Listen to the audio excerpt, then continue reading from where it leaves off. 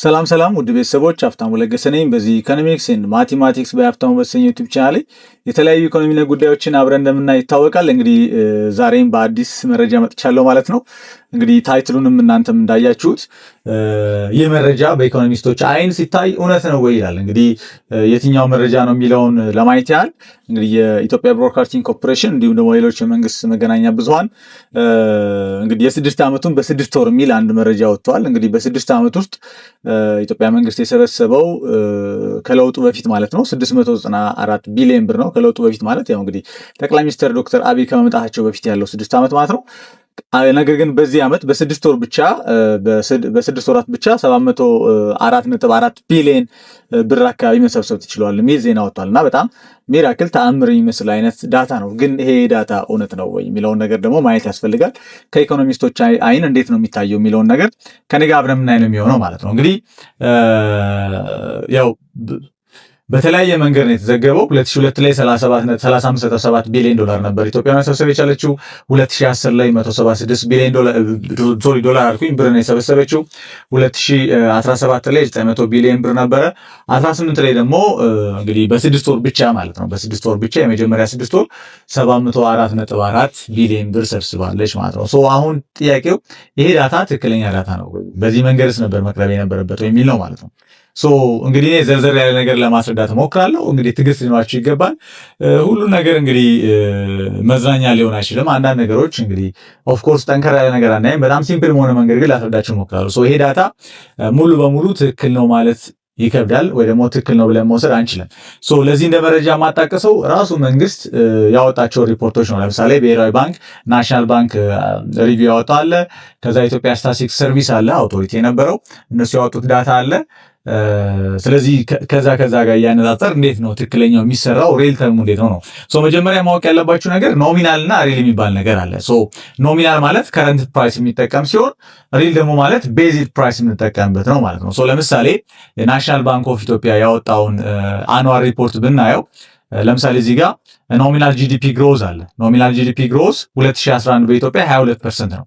ነገር ግን ሪል ጂዲፒ ግሮዝ እንደምፈልጋችሁ ደግሞ ብታዩት በዛው ዓመት 9% ነው። ሶ በደንብ እንዲታያችሁ እዚህ ጋር ለብቻ አዲስ ቴብል ሰርች አስቀምጬላችኋለሁ። ሶ ለምሳሌ 2011 ላይ ኖሚናል ጂዲፒ ግሮዝ 22.4% ነው። ሪል ግን 9 ነው። 2012 ላይ ኖሚናል ጂዲፒ ግሮዝ 25% ነው። ሪሉ ግን 6.1 ነው። 2013 ላይ ኖሚናሉ 28 ነው። ሪሉ ግን 6 ነው። 14 ላይ ሪሉ ኖሚናሉ 41 ነው። ሪሉ ግን 6 ብቻ ነው። ኢማጂን በ41% የኢኮኖሚ እድገትና በ6%። ሶ ኖሚናሉ 41 ነው፣ ሪሉ ግን 6 ነው። በተመሳይ እዚህ 42 አለን 7 ነው። 35 አለን 8 ነው። ለምንድን ነው እንደዚህ የሆነው የሚለውን ነገር ስናይ በዋናነት የኢንፍሌሽን ኮንሴፕት ነው ማለት ነው የሚመጣው። ሪል እና ኖሚናል ላይ ሲግኒፊካንት የሆነ ልዩነት ስላለ ማለት ነው። ሶ እንግዲህ ኢትዮጵያን ስታቲስቲክስ ሰርቪስ ያወጣው ስታቲስቲካል ቡሌት አለ። እዛ ላይ ጀነራል ኢንፍሌሽን ሌቭል ነው። ለምሳሌ 2010 ላይ 17% ነበረ፣ 2011 ላይ 12% ነበረ፣ 2012 ላይ 19.9% ነበር። ስለዚህ ይሄ መንግስት ራሱ ያወጣው ዳታ ነው ማለት ነው። 17 ላይ 16 ነበር። 18 ላይ ደግሞ ኦልሞስት በቅርብ የወጣውን እንኳን ብንወስድ አመቱ ባያልቅም 10.9 ነው። ስለዚህ ከ2010 እኔ እንደውም ከለውጡ 6 ዓመት ወደ ኋላ ሳልሄድ ከ2010 ጀምሮ እስከ 18 ያለውን ዳታ ብቻ ወስጄ ትክክለኛው ዳታ እንዴት እንደሚሰራ ለማሳየት ልሞክር። ሶ ምን እንወስዳለን? ኢንፍሌሽን አለን። ኢንፍሌሽን 2011 ላይ 12% አለን፣ 12 ላይ 19 አለን፣ 13 ላይ 20.1 አለን፣ 14 ላይ 33 አለን፣ በጣም ከፍተኛ የነበረበት ነው። 2015 ላይ 32% አለ፣ 16 ላይ 26 አለ፣ 17 ላይ 16 አለ፣ 18 ደግሞ አላለቀም፣ ግን የተለያዩ የመንግስት ሚዲያ አውታሮች ያወጡትን 10.9 ልውሰድ። ሶ በሲምፕል መንገድ ለማስረዳት ልሞክር። ኦፍ ኮርስ መንግስት ግብር የሚሰበስበው ከቫት ብቻ አይደለም።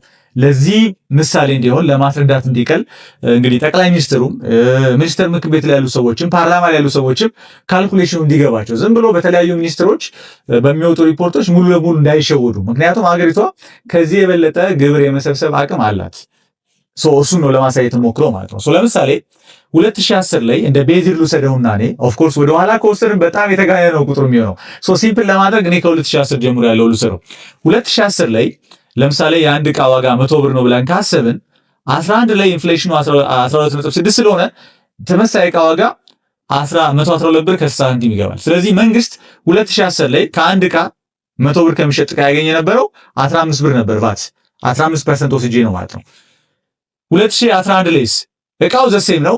የዕቃው ዋጋ ግን ከ100 ብር ወደ 112 ብር ከ60 ስለገባ መንግስት የሚያገኘው ግብር ስንት ሆነ? 16 ብር ከ89። ይሄ እንግዲህ የታክስ አውቶሪቲው ስራ ሰርቶ ለፍቶ ምናምን አይደለም። ኑሮ በመወደዱ ምክንያት የዕቃው ዋጋ ሲጨምር ከዛ ከዕቃው ዋጋ ላይ መንግስት በፐርሰንት የሚያገኘው ጨምሮ ነው ማለት ነው።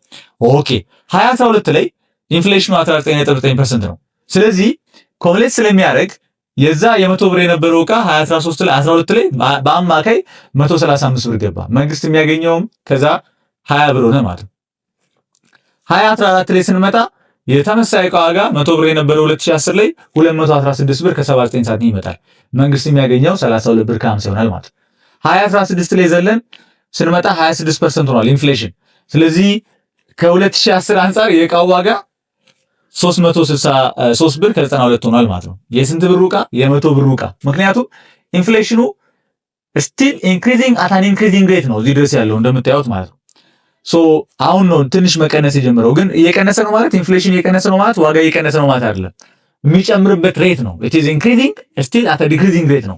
ስለዚህ የዕቃው ዋጋ 100 ብር የነበረው 2010 ላይ 363 ብር ሆነ። ስለዚህ መንግስት ስንት አገኘ? 54 ብር አገኘ። እንግዲህ ተመሳሳይ ዕቃ ነው የተሸጠው 2010 ላይ 100 ብር ሲሸጥ መንግስት 15 ብር ያገኝ ነበር። 2016 ላይ 363 ብር ሲሸጥ መንግስት 54 ብር ያገኛል።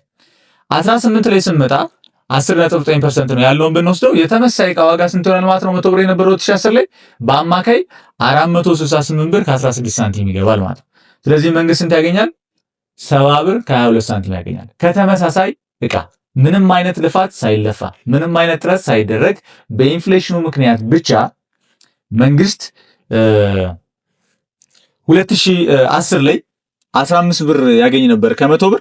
የ100 ብር ዕቃ 2018 ላይ 468 ብር ከ16 ሳንቲም ሲደርስ መንግስት የሚያገኘው በቫት ብቻ የሚያገኘው 70 ብር ከ22 ሳንቲም ሆነ ማለት ነው። ሶ ይሄ በምን ያህል ፐርሰንት አደገ ማለት ነው? በኢንፍሌሽኑ ብቻ ምክንያት በ368.16% አደገ ማለት ነው።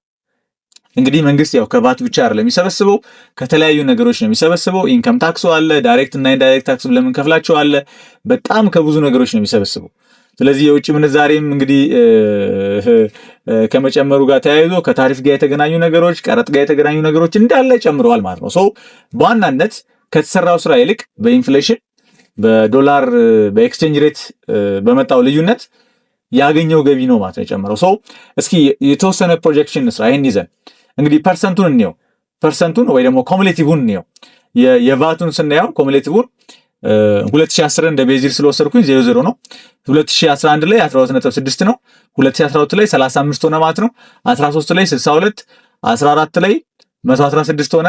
ከዛ 187 እያለ መጨረሻ ላይ 368.16% ይሆናል ማለት ነው። ሶ 2010 ላይ የነበረውን ውሰድ። ከዛ ከለውጡ በፊት በኋላ የሚለውን ተውትና ዝም ብላችሁ ከ2010 ውሰዱ። 2010 ላይ የኢትዮጵያ መንግስት የሰበሰበው እንግዲህ 176 ቢሊዮን ብር አካባቢ ነው።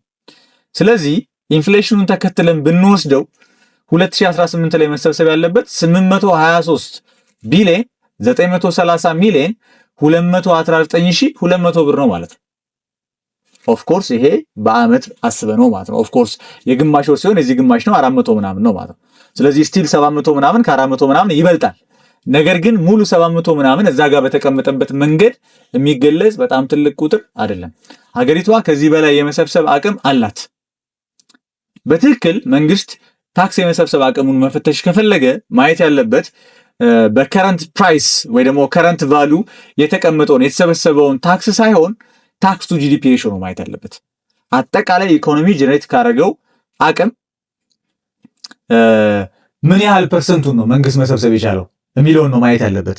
እንግዲህ ይሄን ዳታ ራሱ የሚኒስትሪ ኦፍ ፋይናንስ ላይ የተቀመጠውን ብንወስድ ለምሳሌ በፈረንጆቹ 2014 በኢትዮጵያ 2014 በፈረንጆቹ 2014 እስከ 22-23 ድረስ በጣም ሲግኒፊካንት በሆነ ሁኔታ ነው የቀነሰው። እዚህ ጋር እንደምታዩት የኢትዮጵያ መንግስት ኢስቲሜት ያደረገው አለ፣ አይኤምኤፍ ኢስቲሜት ያደረገው አለ። ግን አክቹዋሉ በጣም እየቀነሰ ነው ያለው። ሶ 2014-15 ላይ ከአጠቃላይ ከጂዲፒው መንግስት መሰብሰብ የቻለው 12.4% ነበር። 2023 ላይ ግን 22-23 ላይ ግን ወደ 7.5 ነው የመጣው። አሁን 8.5 አካባቢ ነው። በጣም ዝቅተኛ ነው ማለት ነው። ከሰብሳራ አፍሪካን በጣም ዝቅተኛ ነው። ከጎረቤት ሀገራችንም በጣም ዝቅተኛ ነው ማለት ነው።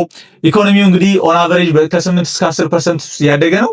የመንግስት የመሰብሰብ አቅም ግን እየቀነሰ ነው ማለት ነው። ስለዚህ ይሄ ቁጥር በጣም የሚያስፈነድቅ በጣም ሆይ ሆይ የሚያስብል አይደለም። ኦፍኮርስ በጣም ጥሩ ነው። የተለያዩ ሙከራዎች ተደርገዋል። ሪፎርም ለማድረግ ተሞክሯል። የተለያዩ ጥረቶች የተደረጉ ነው ያለው። ግን ስቲል በጣም ጥቂት ከሆኑ ነጋዴዎችና የመንግስት ሰራተኞች በጣም ብዙ ብር ለመሰብሰብ ነው ጥረት የተደረገ ያለው። አሁንም ቤዙን ማስፋት ያስፈልጋል። ዝም ብሎ ሬቱን ማስተካከል ብቻ ሬቱን በመነካካት ብቻ ሳይሆን ቤዙን ማስፋት ያስፈልጋል። አሁንም እዚህ ሀገር ላይ በጣም ብዙ ፌር ያልሆነ ግብር በጣም ዝቅተኛ የሚከፍሉ እንዲሁም ደግሞ ጭራሽ ያልታዩ ያልተዳሱ በኮራፕሽን በሙስና ያልተደረሰባቸው አሉ። ይህን በተለያየ ጊዜ መንግስትም ይፋ እያወጣው የተለያዩ አሰራሮችን ለመስራት የሞከረ ከባንክ ጋር ኢንተግሬት ለማድረግ የሞከረ እንደሆነ እያየን ነው። ዋናው ፖይንት ምንድን ነው? በኑሮ ውድነት ምክንያት ብቻ መንግስት ከ100 ብር ዕቃ ሽያጭ 15 ብር ያገኝ ነበረ 2010 ላይ። የ100 ብር ዕቃ ግን 468 ብር ከ16 ሳንቲም ሲገባ መንግስት 70 ብር ያገኛል። ምን ያህል ፐርሰንት ጨመረ? ከ3 እጥፍ በላይ ጨመረ ማለት ነው። ከ3 እጥፍ በላይ ጨመረ ማለት ነው። ስለዚህ 368.156% ነው ማለት ነው የጨመረው። ይሄን ያህል ፐርሰንት ጨመረ። ስለዚህ የመንግስት ገቢ በዛ ሌቭል ይጨምራል። ስለዚህ የሆነ ሾክ የሚያደርግ አይነት ዜና አይደለም፣ ተአምር አይደለም።